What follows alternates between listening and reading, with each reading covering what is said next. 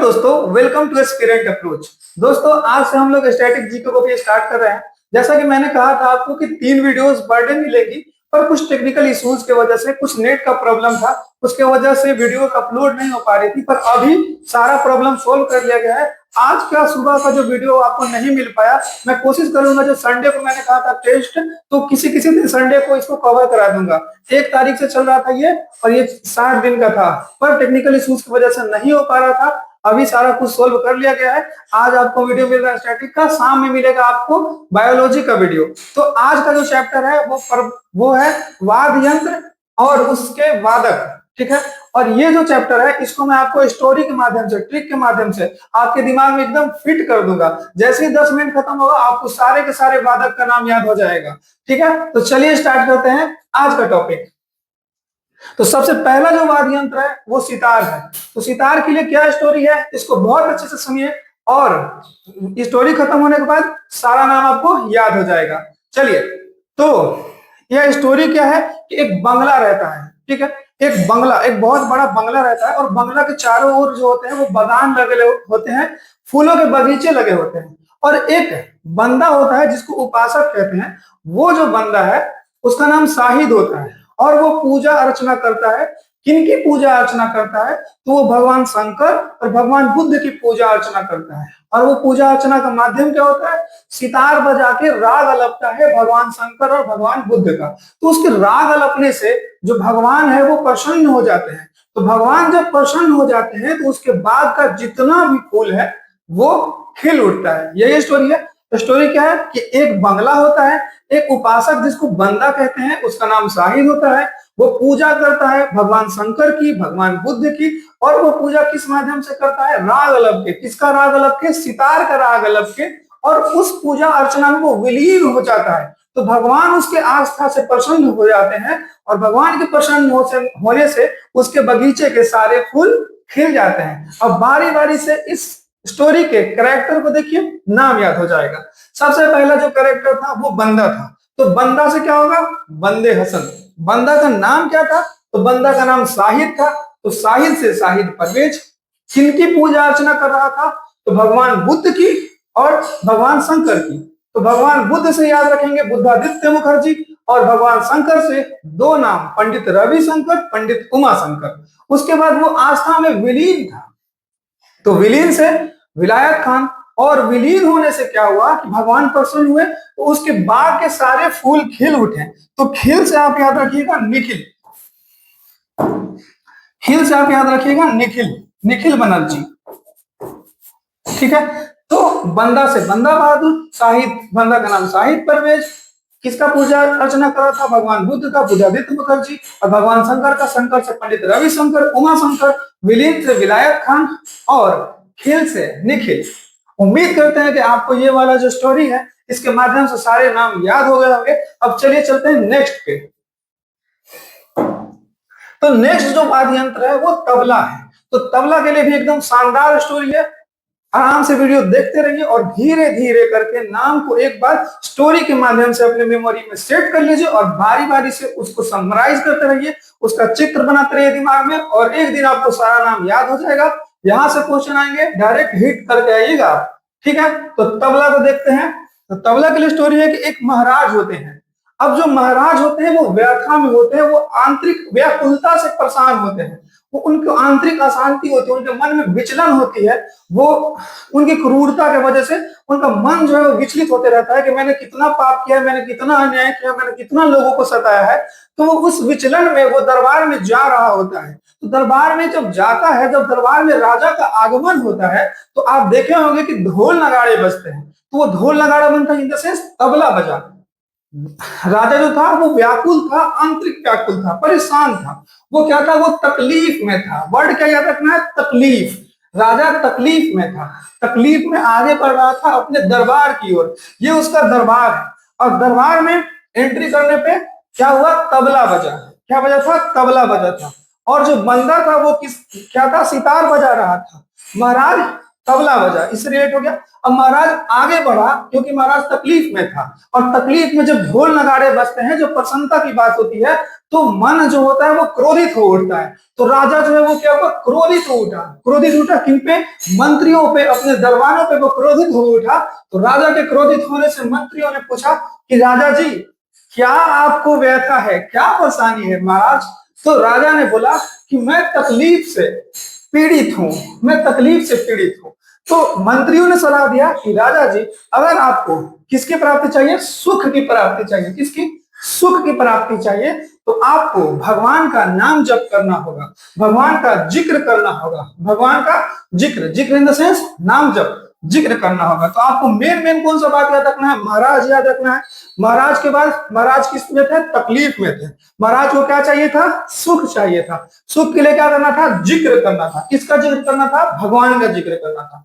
Story खत्म। अब जो मेन मेन वर्ड मैंने बताया, महाराज, उसके बाद मैंने बताया तकलीफ, उसके बाद सुख, सुख के बाद जिक्र, जिक्र के बाद मैंने बताया आपको भगवान। ये सारे ही हिट वर्ड हैं जो कि आपको इस स्टोरी में सम्मिलित नामों को याद करने में आपको एकदम मदद करेंगे। तो चलिए सबसे पहले हम महाराजा को देख लेते हैं। तो उस महाराजा से जो 3 वर्ड रिलेट होंगे, पहला नाम है लच्छू महाराज, किशन महाराज, गुदई महाराज। लच्छू महाराज, किशन महाराज, गुदई महाराज।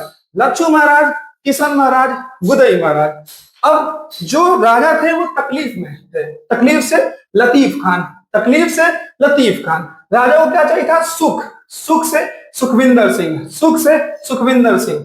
और मंत्रियों ने क्या सलाह दिया कि भगवान का आप जिक्र कीजिए, जिक्र से जाकिर हुसैन, जिक्र से जाकिर हुसैन। और भगवान को अरबी में अल्लाह कहते हैं, तो हमको मुख्य रूप से अल्लाह को फोकस रखना है। और अल्लाह से अल्लाह रखा खान, अल्लाह रखा खान, अल्लाह रखा खान। उम्मीद है आपको सारा याद हो गया होगा। एक बार फिर से रिवाइज कर देते हैं। महाराज से 3 महाराज, लच्छू महाराज, किशन महाराज, गुदई महाराज। उसके बाद राजा को तकलीफ था, तकलीफ से लतीफ खान। सुख चाहिए था, सुखविंदर सिंह। भगवान अल्लाह का नाम जप करना था, तो अल्लाह से अल्लाह रखा खान। और जिक्र से जाकिर। ठीक है, अब हम आगे चलते हैं, अगला वाद्य यंत्र देख लेते हैं। तो अगला वाद्य यंत्र है वीणा। अब जैसे ही वीणा का नाम याद आता है तो माता सरस्वती का नाम सामने आता है, क्योंकि उन्हीं का ये प्रिय वाद्य यंत्र है। तो और एक बात और माइंड में आपका पिक्टोरियल इमेज बनता है कि जो स्टूडेंट होते हैं, जो बालक बालिकाएं होती हैं, वही ज्यादातर माता सरस्वती की पूजा अर्चना करती हैं। ठीक है, तो ये स्टोरी आपके दिमाग में क्रिएट हो गया।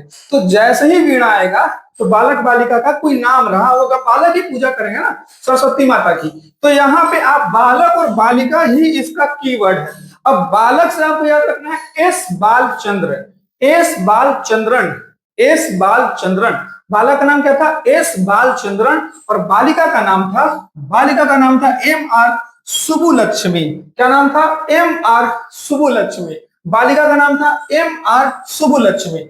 अब ये जो MR सुबुलक्ष्मी थी, उनको संगीत के क्षेत्र में भारत रत्न पाने वाली ये पहली महिला है। संगीत के क्षेत्र में भारत रत्न पाने वाली ये पहली महिला है। कौन, सुबुलक्ष्मी। तो वीणा से बालक बालिका, बालक से एस बालचंद्र और बालिका का नाम MR सुबुलक्ष्मी था, जो कि संगीत के क्षेत्र में भारत रत्न पाने वाली पहली महिला है। अब हम नेक्स्ट चलते हैं। तो नेक्स्ट चलते हैं तो हमको दिखेगा सरोद। अब यहाँ पे सरोद को याद रखना है, तो इसके लिए भी बहुत शानदार सा कीवर्ड है। सरोद में वर्ड है रोद, सरोद में वर्ड है रोद। आप एक बार वीडियो को दोबारा देख लीजिएगा। हमको वीडियो को कम समय में ज्यादा कंटेंट देना है, इसलिए उतना मल्टीपल टाइम रिवाइज नहीं कर पाएंगे, लेकिन फिर भी अपने स्तर पर मैं रिवाइज कर दे रहा हूं। ठीक है, तो रोद में वर्ड है रोद। और रोद को आप रिलेट कर सकते हैं रुद्र से। किससे रिलेट कर सकते हैं, रुद्र। रुद्र का मतलब होता है क्रूर, क्रोध करने वाला, भयानक, प्रतापी। ये चारों वर्ड को दिमाग में रखिएगा। भयानक रुद्र, भयानक रुद्र, क्रूर रुद्र, प्रतापी। जो रुद्र होगा वही ज्यादा चांसेस है प्रतापी होने के। ठीक है, और क्रोध वाला व्यक्ति। ठीक है, अब यहाँ पे जैसे ही आपको रुद्र, रोद से रुद्र वर्ड आया, आपका सारा काम हो गया। जैसे सबसे पहले अलाउद्दीन खिलजी को ले आइएगा। तो अलाउद्दीन खिलजी कैसा शासक था, एक रुद्र शासक था, क्रोधित शासक था। वो प्रतापी कह सकते हैं, क्रूर कह सकते हैं उसको। तो अलाउद्दीन से रिलेट कीजिए अलाउद्दीन खान, अलाउद्दीन से रिलेट कीजिए अलाउद्दीन खान। ठीक है, उसके बाद कौन रुद्र था, तो रुद्र या प्रतापी अकबर राजा भी प्रतापी राजा था, ठीक है। तो अकबर, ठीक है, मध्यकालीन भारत का अशोक कहा जाता है इसको। तो अकबर जो था उसे रिलेट करना है अली अकबर खान, प्रतापी। उसके बाद जो भी दारू पिएगा, जो भी वो नशे में होगा, उसका जो कैरेक्टर है वो भयावह हो जाएगा, वो रुद्र हो जाएगा, बिहेवियर उसका रुद्र हो जाएगा। तो दारू पीने वाला भी रुद्र हो जाता है। सबसे पहले कौन रुद्र होगा? अलाउद्दीन खिलजी। अलाउद्दीन खिलजी के बाद अकबर। अकबर के बाद दारू पीने वाला रुद्र हो जाता है। उसके बाद जिसमें विश्व विजय करने की क्षमता होती है उसका रुद्र होना जरूरी है। जिसमें विश्व विजय करने की क्षमता होती है उसका रुद्र होना जरूरी है। उसके बाद जो जिद्दी होता है वो भी रुद्र होता है। पहले आप रुद्र से डिनोट कीजिए इतने सारे चीजों को, बाद में मैं नाम क्लियर करा देता हूँ। रुद्र कौन कौन शासक है? अलाउद्दीन खिलजी और अकबर कैसे शासक थे? दिमाग में रिलेट कीजिए, रुद्र शासक थे। उसके बाद दारू जो पिएगा, नशे में रहेगा, वो रुद्र हो जाएगा। उसके बाद जो विश्व विजय करने की क्षमता रहता है उसका रुद्र होना जरूरी है, उसका प्रतापी होना जरूरी है। और जो जिद्दी होता है वो एक प्रकार से रुद्र होता है। बस काम खत्म। अब देखिए ना, अलाउद्दीन खिलजी पहला दिमाग में वर्ड हिट किया होगा तो अलाउद्दीन खिलजी से अलाउद्दीन खान, अकबर से अली अकबर खान, दारू पीने वाला जरीन दारू वाला, और विश्व विजय करने की क्षमता, तो विश्व विजय करने की क्षमता जो है वो किससे रिलेट होगा? विश्वजीत राय चौधरी। किससे होगा? विश्वजीत राय चौधरी। और जिद्दी से आप रिलेट कीजिए अमजद को, जिद्दी से रिलेट कीजिए अमजद को, ठीक है। तो उम्मीद करते हैं कि आपका सारा वर्ड क्लियर हो गया होगा। अब हम आगे चलते हैं, आगे चलते हैं। अब बांसुरी, जैसे ही बांसुरी का नाम याद आता है, जैसे वीणा का नाम माता सरस्वती की हमको याद दिलाता है, वैसे ही बांसुरी जो है वो भगवान कृष्ण की हमको याद दिलाता है, क्योंकि वो इनका वाद्य यंत्र है, ठीक है। तो बांसुरी से दिमाग में रखिए भगवान कृष्ण। अब यहाँ पे एक लाइन याद रखिएगा कि लाइन क्या है? हर प्यारा राज माने रस, यानी यहाँ पे आगे रिलेट कीजिए बांसुरी को। बांसुरी का हर प्यारा राग, राग यहाँ पे राज नहीं राग, बांसुरी का हर प्यारा राग माने रस। बांसुरी का जो भी नया राग होगा वो रस से भरा होगा, और भगवान कृष्ण का जो मुख से निकला हुआ बांसुरी का स्वर होगा वो और रस से भरा होगा। यहाँ भगवान कृष्ण को रिलेट करते हुए चलेगा तो भगवान कृष्ण के बांसुरी का हर प्यारा राग मने रस, एक रस की प्राप्ति कराएगा। हर प्यारा राग मने रस। तो अब यहाँ पे वर्ड का जो कीवर्ड है हर प्यारा राग मने रस, हर प्यारा राग मने रस, किसका? भगवान कृष्ण का। तो यहाँ पे हर से रिलेट होगा हरि प्रसाद चौरसिया। हर से रिलेट क्या होगा? हरि प्रसाद चौरसिया। प्यारा से रिलेट होगा पन्ना लाल घोष, पन्ना लाल घोष। राग से रिलेट कीजिए राजेंद्र प्रसन्ना को, राग से रिलेट कीजिए राजेंद्र प्रसन्ना को। माने से रिलेट कीजिए महालिंगम को, और रस से रिलेट कीजिए रोनू मजुमदार को। रस से रिलेट कीजिए रोनू मजुमदार को। हर प्यारा राग माने रस, हर से हरि प्रसाद चौरसिया, प्यारा से पन्ना लाल घोष, राग से राजेंद्र प्रसन्ना, र है तो राजेंद्र, र है तो राजेंद्र, और माँ है तो महालिंगम, माने महालिंगम, रस से रोनू मजुमदार। आप 2 बार वीडियो को देखिएगा, एक बार इसको खुद से बोलिएगा, इन नामों को बोलिएगा, आपको याद हो जाएगा। और एक और नाम है जिनका नाम है एस नीला। तो आप जानते हैं कि भगवान कृष्ण का जो प्रतीकात्मक स्वरूप है वो नीले रंग से प्रदर्शित किया जाता है। भगवान कृष्ण का, भगवान शंकर का, भगवान विष्णु का जो है वो नीले रंग से प्रदर्शन किया जाता है। तो आप कृष्ण भगवान का नीले रंग से प्रतीकात्मक रूप से दिखाया जाता है, तो नीला वर्ड को रिलेट करके एस नीला को याद कर लीजिएगा एक अलग से। पहले तो एक लाइन याद रखिएगा कि बांसुरी का, कृष्ण भगवान के बांसुरी का हर प्यारा राग माने एक रस की प्राप्ति करेगा। तो हर से हरि प्रसाद चौरसिया, प्यारा से पन्ना लाल घोष, राग से राजेंद्र प्रसन्ना, माने से महालिंगम, और रस से रोनू मजुमदार। आगे चलते हैं, आगे चलते हैं तो हमको मिलेगा वायलिन। वायलिन, वायलिन में रिलेट तो नहीं होगा भगवान कृष्ण, लेकिन आपको याद रखना है कि बांसुरी में भगवान कृष्ण रखना है और वायलिन में भी भगवान कृष्ण को रखना है। सुंदर राजा गोपाल कृष्ण, वायलिन का याद रखना है कि सुंदर राजा गोपाल कृष्ण, राजा भगवान कृष्ण राजा थे, सुंदर राजा थे, उनका नाम गोपाल कृष्ण था। उनको देख के मन लीन हो जाता है, विलीन हो जाता है उनकी पूजा अर्चना में। तो आपको क्या वर्ड याद रखना है वायलिन में कि सुंदर राजा माने रस, सॉरी सुंदर राजा गोपाल कृष्ण, सुंदर राजा गोपाल कृष्ण। अब सुंदर से वर्ड रिलेट कीजिएगा एल सुब्रमण्यम। सुंदर से कौन सा वर्ड? एल सुब्रमण्यम। राजा से एन राजम, गोपाल से एस एस गोपाल कृष्णन, और कृष्ण से टी एन कृष्णन। फिर से वायलिन में भी भगवान कृष्ण को रखना है और भगवान कृष्ण जो थे वो एक राजा थे और सुंदर राजा थे। सुंदर राजा गोपाल कृष्ण। सुंदर से रिलेट होगा एल सुब्रमण्यन, राजा से एन राजन, गोपाल से एस एस गोपाल कृष्णन और कृष्ण से टी एन कृष्णन। आगे चलते हैं। तो चलिए इसके बाद हम वर्ड देखते हैं संतूर। तो संतूर को रिलेट कीजिए एक वर्ड संत से। संतूर में से संत निकाल लीजिए और जब संत निकाल लीजिएगा सारा काम हो जाएगा। तो देखिए संत बनने के लिए आपको भजन करना पड़ेगा, भजन करना पड़ेगा, पूजा करना पड़ेगा, अर्चना करना पड़ेगा। तो भजन करना पड़ेगा, किनका भजन करना पड़ेगा? तो भगवान शिव का भजन करना पड़ेगा।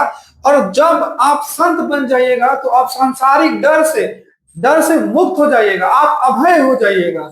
पहले आप संत बनने के लिए क्या कीजिएगा? भजन। किसका भजन कीजिएगा? भगवान शिव का। और आप जब संत बन जाइएगा तो आप अभय हो जाइएगा। फिर आपको वर्षा, धूप, गर्मी इस सबसे कोई लेना देना नहीं, आपको मौसम से कोई लेना देना नहीं। तो किससे नहीं लेना देना? वर्षा। इसमें वर्षा को सबसे ज्यादा हाईलाइट कीजिएगा। संत बनने के लिए भजन करना पड़ेगा भगवान शिव का, आप अभय हो जाइएगा। और वर्षा, धूप, गर्मी आपसे किसी का लेना देना नहीं होगा। तो भजन से भजन सुपारी, शिव से शिव कुमार शर्मा, अभय से अभय सुपारी और वर्षा से वर्षा अग्रवाल। यही एक ट्रिक था संतूर को याद करने का, संत को रिलेट करके, और उसके बाद हम याद कर लेंगे। एक बार आप फिर से वीडियो को दोबारा करके देख लीजिएगा। भजन, शिव, अभय, वर्षा, इसी में वर्ड छुपा हुआ है। अब हम आगे चलते हैं। आगे चलते हैं तो हमको सारंगी मिलेगा। तो सारंगी के लिए एक नाम याद रखिएगा जो सबसे फेमस नेम है, राम नारायण। तो राम नारायण को याद करने के लिए आप सारंगी वर्ड को रिलेट कीजिएगा नारंगी से।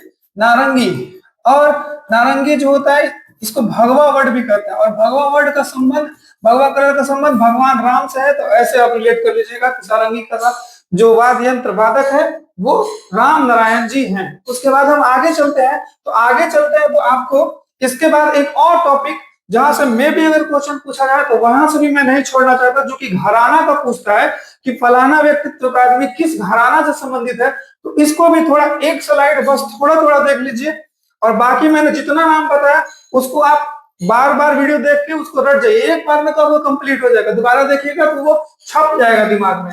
तो सबसे पहला जो घराना है बनारस घराना। तो बनारस घराना को रिलेट करने के लिए आप रिलेट कीजिए रस को। तो रस, जो रस की प्राप्ति होती है वो भगवान कृष्ण के बांसुरी से होती है। तो रस का रिलेट होगा कृष्ण से, भगवान कृष्ण से। तो बनारस घराना का जो किससे संबंधित है, कौन से संबंधित व्यक्तित्व है? तो वो किशन महाराज। किशन महाराज, किशन महाराज बनारस, रस से किशन। उसके बाद लखनऊ। तो लखनऊ में रिलेट कीजिएगा लखपति से। लखपति, लखपति जो होता है वो महाराज हो जाता था पहले के जमाने में। तो लखनऊ घराना में जो भी महाराज वाला चीज है वो आएगा लखनऊ घराना में। In the sense Birju Maharaj और बिंदादिन महाराज। तो अब आप कहिएगा कि महाराज तो इसमें भी है, लेकिन आपको दिमाग में लेकर चलना है कि यूपी वाला जो दो नेम था उसमें महाराज था, जिसमें जो बना रस, तो रस को हम भगवान कृष्ण से रिलेट करेंगे।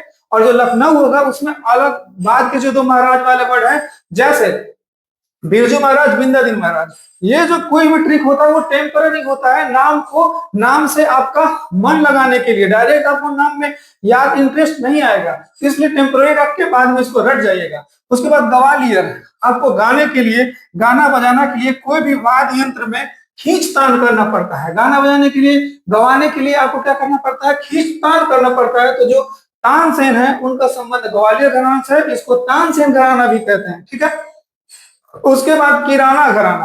किराना घराना को कैसे हम लोग रटेंगे? तो किराना घराना को रटने के लिए यहाँ पे राणा को लीजिए। तो जो राणा थे, महाराणा प्रताप थे, वो कैसे थे? भीम थे। तो किराना घराना में राणा और राणा से भीम, भीमसेन जोशी। किराना घराना का संबंध किस, कौन इससे संबंधित है? भीमसेन जोशी। आगरा घराना, लता, इसको आप ऐसे ही रट जाइएगा कि लता मंगेशकर जो है वो आगरा घराना से संबंधित है। लता मंगेशकर का संबंध किस घराना से है? आगरा घराना से। और गुलाम अली खान जो है वो पटियाला घराना से संबंधित है। उम्मीद है कि मैंने आपको ट्रिक के माध्यम से सारा का सारा कुछ रटवा दिया और आपको याद हो गया होगा। मस्तिष्क में छापने के लिए एक बार और देख के रिकॉल कर लीजिएगा। तब तक के लिए धन्यवाद। मिलते हैं नेक्स्ट वीडियो में शाम में।